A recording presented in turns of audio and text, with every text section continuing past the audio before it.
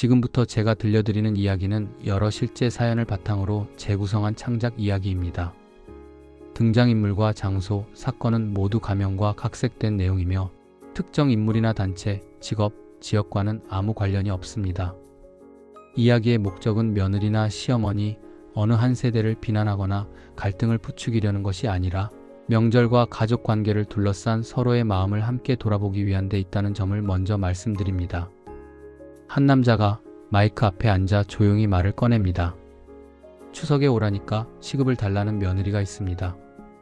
시급이요? 시간당 2만 원. 전 부치고 설거지하는 노동비를 계산해서 달라고 하더군요. 여러분은 이게 맞다고 보십니까? 오늘 제가 들려드릴 이야기는 어느 시어머니와 며느리 그리고 그 사이에 끼인 아들의 이야기입니다. 그리고 그 이야기를 들으며 저마다 다른 댓글을 달게 될 우리 세대 어른들의 이야기이기도 합니다.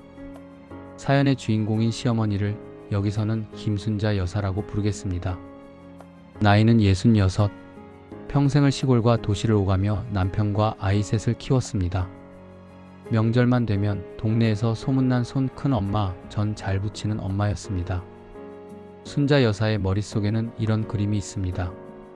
추석이면 아들, 며느리, 손주들이 한 번에 몰려와 집이 푹적거리고 부엌에서는 전 냄새, 국 끓는 냄새가 나고 안방에서는 손주 웃음소리가 들리고 다 같이 둘러앉아 송편을 빚는 장면입니다. 힘들어도 그 맛에 명절을 하는 거지. 순자 여사는 늘 그렇게 말해왔습니다. 아들은 34세 결혼을 했습니다. 직장은 서울, 집은 수도권. 아내, 그러니까 며느리 되는 사람의 이름은 지연입니다. 지연 씨는 결혼 전부터 회사에서 일했고 결혼 후에도 계속 일을 이어가고 있는 맞벌이 직장인이었습니다. 결혼 초 첫 명절은 조금 서툴렀지만 그래도 무난했습니다. 지연 씨는 최대한 예의를 지키려 노력했고 순자 여사는 요즘 애들이 어디 예전 같냐, 그래도 오는 게 어디냐 하며 스스로 마음을 다잡았습니다. 하지만 해가 지날수록 명절은 점점 서로에게 부담이 되어갔습니다. 아들 부부는 명절마다 양가를 오가야 했고 고속도로 정체, 준비해야 할 음식, 아이가 생긴 뒤에는 육아까지 겹쳤습니다. 반대로 순자 여사는 나이가 들면서 허리와 어깨가 더 아파졌고 예전처럼 하루 종일 서서 전을 부치기가 힘들어졌습니다. 어느 해 추석을 한 달 정도 앞둔 날이었습니다. 아들과 며느리의 단톡방에 순자 여사가 메시지를 보냅니다. 얘들아, 올해도 추석 때 내려오지? 이번에는 하루 더 있다 가면 좋겠다. 할머니 제사도 있고 친척들도 다 보고 싶어 하신다. 잠시 뒤 며느리 지연 씨가 조심스럽게 답을 남깁니다. 어머니, 추석 연휴가 짧아서 최대한 맞춰볼게요. 다만 제가 회사 일이랑 집안일이랑 요즘 좀 많이 힘들어서요. 그 대화를 지켜보고 있던 아들은 중간에서 애를 태웁니다. 당연히 내려가야지라는 엄마의 마음과 명절이 너무 힘들다는 아내의 말을 동시에 듣고 있었기 때문입니다. 몇 날 며칠을 고민하던 지연 씨는 결국 마음먹고 아들에게 이렇게 말했습니다. 오빠, 나 솔직하게 말해도 돼? 시댁 가는 거 자체가 싫은 건 아니야. 근데 가면 나는 계속 부엌에 서 있고 어머니는 난 괜찮다고 하면서도 결국 같이 일하시고 아버님이랑 오빠는 거실에서 TV 보다가 식사 때만 딱 와서 앉잖아. 나도 내 연휴인데 내 시간은 하나도 없는 것 같아. 아들은 말문이 막혔습니다. 그 말이 틀린 건 아니었기 때문입니다. 그때 지연 씨가 망설이다가 말을 이었습니다. 그래서 올해 추석에만 한번 제안해보고 싶어. 나 시댁에 가서 전 부치고 설거지하는 시간 노동으로 인정해주면 안 돼? 그 시간만큼 시급 2만 원 알바비처럼 계산해서 줘. 그럼 나도 대가를 받고 일하는 사람이라는 생각이 들어서 마음이 조금 덜 상할 것 같아. 아들은 깜짝 놀랐습니다. 야, 우리 엄마가 그 말 들으면 기절하시겠다. 그래도 솔직히 한번 말해보고 싶어. 평생 공짜 노동하는 기분이야. 나도 회사에서 돈 벌고 집안일도 하는데 명절에는 며느리니까 당연히 해야 하는 일처럼 다 몰려오잖아. 아들은 한숨을 쉬며 말했습니다. 알겠어. 내가 한번 돌려서 말해볼게. 근데 표현은 좀 부드럽게 하자. 응? 며칠 뒤 아들은 엄마에게 전화를 겁니다. 엄마, 이번 추석 때 우리 내려갈 건데. 그래, 와야지. 손주도 보고 해야지. 근데 아내가 요즘 회사 일도 너무 많고 집안일도 많아서 많이 지쳐 있거든. 그래서 이번에는 좀 일을 나눠서 했으면 좋겠다는데. 일 나누는 게 뭔 말이냐? 나도 나이 들어서 예전 같지 않다야. 그러니까 엄마도 좀 쉬셔야 하잖아. 그래서 엄마가 음식 양을 좀 줄이거나 전 부치는 건 시장에서 사오고 간단한 것만 집에서 하면 어떨까? 아들은 최대한 완곡하게 돌려 말하려고 애를 씁니다. 하지만 대화는 어딘가 자꾸 빗나갑니다. 아니, 그럼 무슨 맛으로 명절을 하냐? 손수해야지. 그래야 자식들 먹이는 맛이 있지. 아들은 깊게 숨을 들이쉰 뒤 결국 어렵게 말을 꺼냅니다. 엄마, 그게 지연이가 시댁 가서 전 부치고 설거지하는 거 시급으로 계산해주면 안 되겠냐고 그러더라. 순간 전화기 너머로 긴 침묵이 흐릅니다. 그리고 잠시 뒤 순자 여사의 목소리가 올라갑니다. 뭐라고? 시급을 달라고? 며느리가? 나한테? 그날 저녁 순자 여사는 남편에게 하소연을 합니다. 아니, 요즘 며느리들은 손에 물 한 방울 안 묻히고 싶어 한다더니 진짜였네. 시댁 와서 일하는 걸 알바라고 생각하는 거야? 내가 평생 우리 시어머니한테 한 번이라도 그런 소리 해본 적이 있어? 당신도 너무 흥분하지 말고 요즘 애들 생각이 좀 다를 수도 있지 않나. 다른 건 알겠는데 시급은 너무하지 않아? 시급이 뭔데? 그럼 나도 애 낳고 키운 육아비 청구할까? 시급 2만 원으로? 순자 여사의 뒷목이 뻐근해집니다. 그녀에게 명절은 힘들지만 가족을 위해 기꺼이 희생해온 시간들이었기 때문입니다. 반면 지연 씨의 입장도 만만치 않습니다. 그녀에게 명절은 쉬는 날이 없는 날입니다. 회사에서는 마감과 회의에 치이고 집에서는 아이 돌보고 집안일하고 명절이 되면 친정, 시댁을 오가며 오늘은 또 어느 집에서 일해야 하나를 고민하게 됩니다.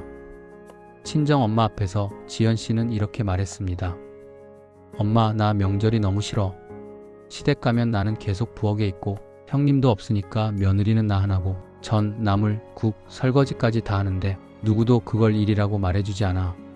그냥 며느리 돌이라고만 해. 친정 엄마는 딸의 손을 잡고 한숨을 쉽니다. 엄마 때는 그런 말 하고 싶어도 입 밖으로 꺼낼 수가 없었지. 우리도 힘들었어. 근데 너희 세대는 말이라도 할 수 있으니까 그게 다행이기도 하고 또 한편으론 시어머니 입장도 알 것 같고 마음이 복잡하다. 추석이 다가오고 결국 세 사람은 한 집에 모이게 됩니다. 어색한 공기를 깨며 지연 씨가 조심스럽게 말을 꺼냅니다. 어머니, 이번에 시급 말씀드려서 많이 놀라셨죠? 죄송해요. 일부러 어머니 마음 상하게 하려던 건 아니에요. 순자 여사는 최대한 감정을 누르며 대답합니다. 나는 그냥 이해가 안 돼서 그랬다. 명절 때 가족이 모여서 같이 먹을 음식 준비하는 거지 그걸 알바처럼 시간 쪼개서 돈을 받겠다고 하면 내 세대 사람들은 솔직히 좀 충격이야. 지연 씨는 고개를 끄덕입니다. 저도 알아요. 어머니 세대의 명절이 어떤 건지. 근데 저희 세대 입장에서는요. 회사에서 일하고 집에서 또 일하다가 명절까지 무급 노동을 하는 느낌이 너무 강해요. 제 연휴는 없고 제 몸은 계속 쓰는데 그걸 다 사랑이라는 말로만 포장하니까 어느 순간부터는 억울한 마음이 들더라고요. 순자 여사는 한숨을 쉽니다. 나는 너를 종처럼 부릴 생각은 없었다. 그냥 며느리가 와서 같이 준비하고 같이 먹고 같이 웃고 가면 좋겠다. 그 생각뿐이었지. 근데 내 말대로라면 내가 내 시간을 빼앗고 있었던 거구나. 그때 그동안 입을 다물고 있던 아들이 나섭니다. 엄마, 지연이 말은 이런 거야. 정말로 엄마한테 시급을 받고 싶다기보단 내 노동도 노동으로 봐달라는 거야. 그게 인정받지 못하니까 그냥 숫자로라도 표현해보고 싶었던 거지. 지연 씨도 덧붙입니다. 맞아요, 어머니. 제가 진짜 돈 받으려고 그러는 게 아니었어요. 만약 어머니가 그래, 내 시간도 귀한 시간이다라고 말해주셨다면 그 말 한마디로도 마음이 달라졌을 것 같아요. 잠시 동안 거실에는 묵직한 침묵이 흐릅니다. 각자의 세대, 각자의 명절이 머릿속을 스쳐 지나갑니다. 마침내 순자 여사가 입을 엽니다. 그래, 알겠다. 그럼 우리 이렇게 해보자. 앞으로 명절에는 음식 양부터 줄이자. 시장이나 마트에서 사올 건 사고 집에서는 꼭 필요한 것만 같이 만들자. 그리고 일은 나랑 너랑만 하지 말고 우리 아들 손도 좀 쓰자. 남자라고 거실에만 앉아있을 이유는 없지 않냐. 아들은 눈을 동그랗게 뜹니다. 나도 부엌에 들어가라고? 그래, 이제는 그래야지. 너도 내 아내 연유를 좀 지켜줘야지. 지연 씨는 그제야 살짝 웃습니다. 어머니 정말 그렇게만 해주신다면 저 굳이 시급은 안 받아도 될 것 같아요. 대신 저도 제 시간을 조금은 갖고 싶어요. 명절에도 잠깐 카페에 나가 혼자 쉬는 시간, 친구 한 명 만나는 시간 정도는 허락해 주실 수 있을까요? 순자 여사는 고개를 끄덕입니다. 그래라. 너도 사람인데 쉬어야지. 나는 그냥 너무 텅 빈 집이 싫어서 애들 다 모이길 바랐던 거지. 내 마음만 생각했나 보다. 그날 이후 이 집의 명절은 조금씩 달라졌습니다. 음식은 줄어들었고 저는 일부 사오고 아들은 부엌에서 설거지를 하고 며느리는 어느 시간대에는 조용히 방에 들어가 쉬었습니다. 그리고 무엇보다 달라진 건 서로의 마음을 보는 시선이었습니다. 이야기를 들려주던 저는 마지막으로 이렇게 묻고 싶습니다. 추석에 오라니까 시급 달라는 며느리, 이거 정말 틀린 말이기만 할까요? 또 시급이라는 말을 듣고 뒷목 잡은 시어머니, 그 반응은 이해할 수 없는 것일까요? 아마 이 이야기를 듣는 분들마다 대답은 조금씩 다를 것입니다. 중요한 건 누가 100% 옳고 누가 100% 그르다를 가리는 것이 아니라 내가 당연하다고 생각했던 것을 한 번쯤 다시 들여다보는 일일지도 모릅니다.